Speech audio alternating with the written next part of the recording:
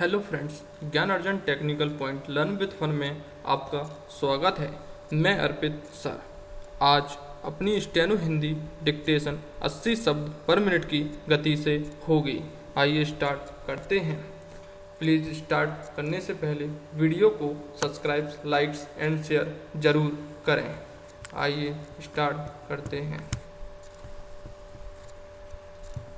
Start. मेरे इस प्रस्ताव का संबंध उन आंदोलनों से है जो सरकार की नीतियों की असफलता के कारण होते हैं।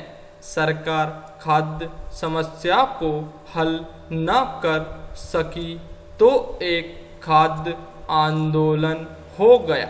सरकार ने कोई वादा किया और उस वादे को पूरा नहीं किया। जैसे सरकार ने कहा था कि हम 20 साल में हिंदी ले आएंगे, लेकिन सरकार उस वादे को पूरा न कर सकी और एक आंदोलन करना पड़ गया।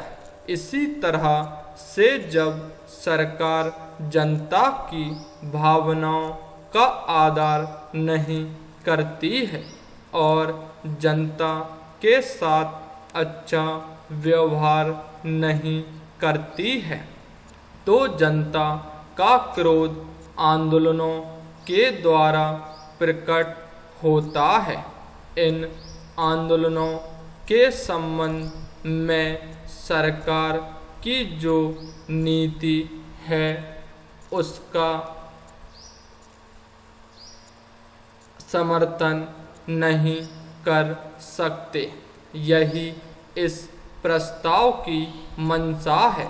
श्रीमन जनतंत्र में सरकार जनता के द्वारा चुनी जाती है और जिस राजनीतिक दल को जनता चुनकर भेजती है वही सरकार को चलाते हैं। साथ ही साथ सरकार का एक कर्तव्य हो जाता है और एक कर्तव्य जनता का भी होता है। इन दोनों के कर्तव्य से ही अधिकार निकलते हैं। सरकार जनता के द्वारा चुनी गई है, इसलिए उसका कर्तव्य हो जाता है कि समय समय पर वह जनता की भावनाओं का पता करती रहे। पैरा।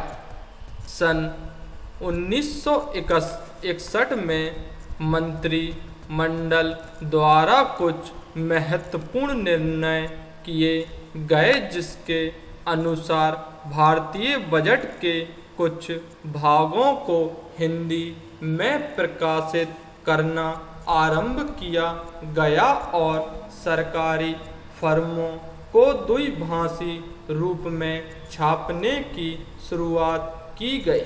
साथ ही कुछ अनुभागों में प्रयोगात्मक रूप में टिप्पणियां भी हिंदी में लिखने की छूट दे दी गई। अन्य प्रशासनिक आदेशों के द्वारा नामपट्ट आदि को द्विभाषी रूप में लिखवाने तथा स्टेशनरी द्विभाषी रूप में छपवाने के निर्णय किए गए। अब लगभग सभी कार्यालयों के नाम बोर्ड हिंदी तथा अंग्रेजी दोनों भाषाओं में लिखे दिखाई पड़ते हैं। बहुत कम कार्यालय ऐसे मिलेंगे जहां बोर्ड द्विभाषी रूप में नहीं लिखाए हैं। विभिन्न विभागों में अनेक फर्म काम में लाए जाते हैं। उनका सबका अनुवाद एकदम होना संभव नहीं था, लेकिन अब अधिकांश फर्मों के अनुवाद हिंदी में हो चुके हैं और उनमें से अनेक फर्म द्विभाषी रूप में छपने लगे हैं। पैरा। राज्य शासन ने प्राथमिक शिक्षा में संस्कृत को शामिल करने की मंशा जाहिर की है। संस्कृत और भारतीय संस्कृति का अभिन्न संबंध है, लेकिन संस्कृत पढ़ाने का तरीका अत्यंत दकियानूसी है।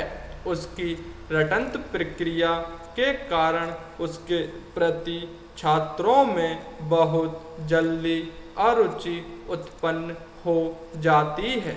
फिर भी सच्चाई यह है कि जब तक संस्कृत की व्यवहारिकता नहीं बढ़ती है, तब तक उसकी व्यापकता भी नहीं बढ़ेगी। Full stop.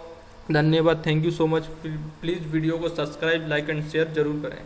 Thank you so much.